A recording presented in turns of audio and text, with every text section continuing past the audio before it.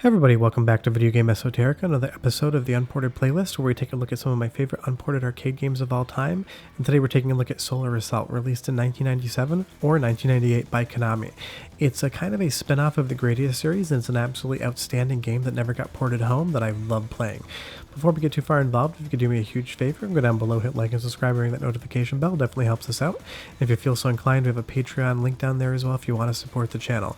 But Solar Assault is a really fun game that is a gigantic pain in the butt to play, because the emulation on this either works fine or it freezes. There really isn't any rhyme or reason as to why. I've played this game from start to finish before with no issues. Other times that I launch it, it likes to freeze. So this is a very difficult game to get to play at home, but it's even harder to find as a PCB, and if you do find that, it costs a large amount of money, so this is probably the best way you're going to be able to get to experience it. And this runs on, for lack of a better term, the Konami GTI Club hardware. They never named this hardware platform. Konami loved giving the names like Viper, things like that. But this one was never named by Konami, and since GTI Club came out for it first, that's just what the internet refers to it as. But it has the same visual flair as the Gradius series, but it plays more like, obviously you're looking at it now, a rail shooter. This reminds me a lot of Planet Harriers, which, funnily enough, is another game this emulation loves to freeze constantly. This game either runs smoothly or it just gives you trouble, and hopefully the emulation gets better, but as you can see here, it's running perfectly fine. But as the game goes on further, sometimes it starts getting some hiccups. But it is such a fun and intriguing game to play. I recommend you check it out, even if it will take you a few playthroughs to be able to get to the ending. What I recommend is just using save states at the end of each stage. That way if the game does lock up on you, you don't have to start from the beginning.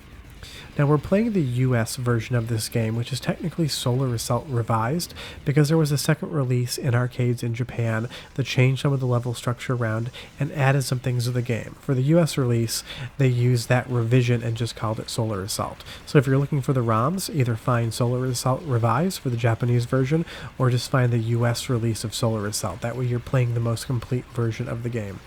And you'll see here with the boss, this game puts up a nice amount of challenge, and what I do like about it for being a rail shooter where you're moving around in full 3D is that it's actually not too hard to track the projectiles. Sometimes these type of games, you seem like you're taking unfair hits, where in Solar Assault, if you get hit, it really does feel like it's your own fault.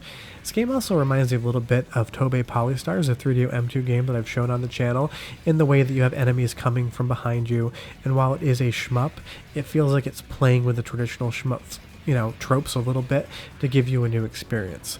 Now, as far as the graphics of this game are concerned, they're nice for 1997, but there's definitely a lot more powerful hardware on the market, and Konami loved doing this. They would release a brand new platform, something that had a game like Fighting Bujutsu that had really great graphics for 1998, and then they'd also release a game like Solar Assault in 98, where you can clearly tell all the textures are highly pixelated. It's not the most impressive hardware on the market. Konami just loved releasing platforms, sometimes 2 or 3 a year. It's kind of the engineers decided what chips are on sale this month from our vendors. Great, let's design a PCB around those. And it's just a really interesting way to do it, and Konami is really unique compared to every other arcade company in the fact that if you look at a listing of their arcade boards, it is longer than pretty much any other company, save for somebody like Sega, who also like developing different hardware platforms. And you'll see here as I come up on the next boss, it's kind of this lava snake monster. Kind of reminds me of a really bad looking version of some of the dragons that flew around in Breath of the Wild. But if you like shmups, and if you're looking to play something that's unique and different to your classic shmup formula, Solar Assault is definitely a great game, and obviously it's one that never got ported home.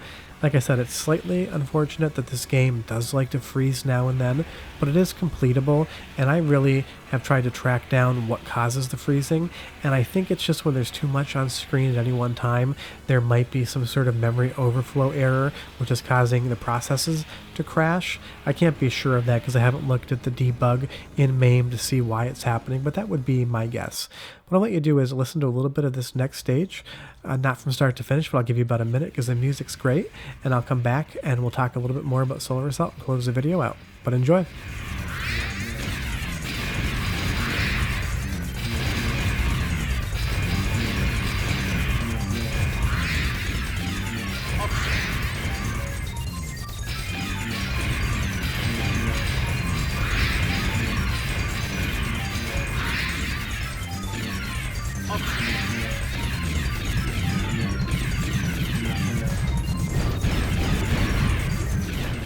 And coming up in about 5 seconds, you're going to see the first instance of freezing. And why did it happen? Well, I really have absolutely no idea, because the interesting thing is, now that it's frozen, the next time I go through this area, I have absolutely no issues whatsoever with it freezing. It just freezes in random spots and for random reasons that I really can't track down.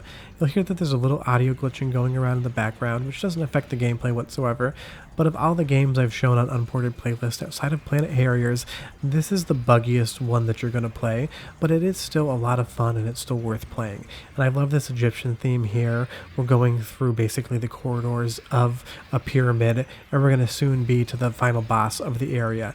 And when the game is running well, it is really fun, and it's one of those things with emulation.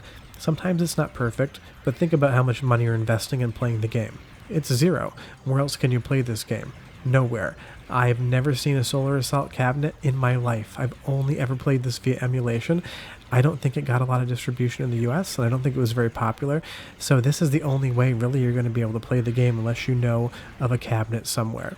And it is just a great game to play. It's challenging, it's fun, it's different than your standard shmup, and I really do love the bosses. As we come up here, we're going to see is both a great design and also pretty hilarious. You know, it's obviously just kind of like a sphinx head, but those eyes just look wild. I don't know where they came from. It kind of makes me want to laugh at it, but it also kind of looks charming too. And that's kind of the fun of this game. It's got a lot of action. The shooting elements are great. The graphics are a little bit janky for 1998. But you're still going to have a lot of fun. And where else are you going to be able to fight a giant Egyptian King Tut looking head with that Egyptian beard on it and those big googly eyes attached to him? And like I said, I'm making fun of it a tiny bit, and just because it makes good commentary, but the game really is a lot of fun to play. And like I said, definitely check this out, because as we go to stage 4, Abyssal Forest, this is one of the stages that changed for Solar Assault Revised. Some of the graphics are changed, so it's really interesting. It kind of feels like the original version of this in Japan probably wasn't finished, and the revised version was kind of actually like them finishing the game, and then when they decided to export it to the US, they just gave us the final version.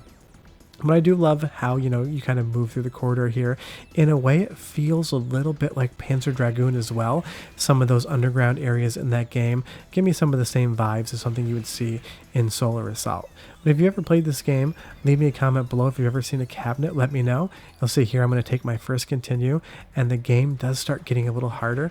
But when you continue, it does put you at the beginning of the stage, kind of like some shmups do. So this isn't the type of game that you can just pump quarters into to see the ending.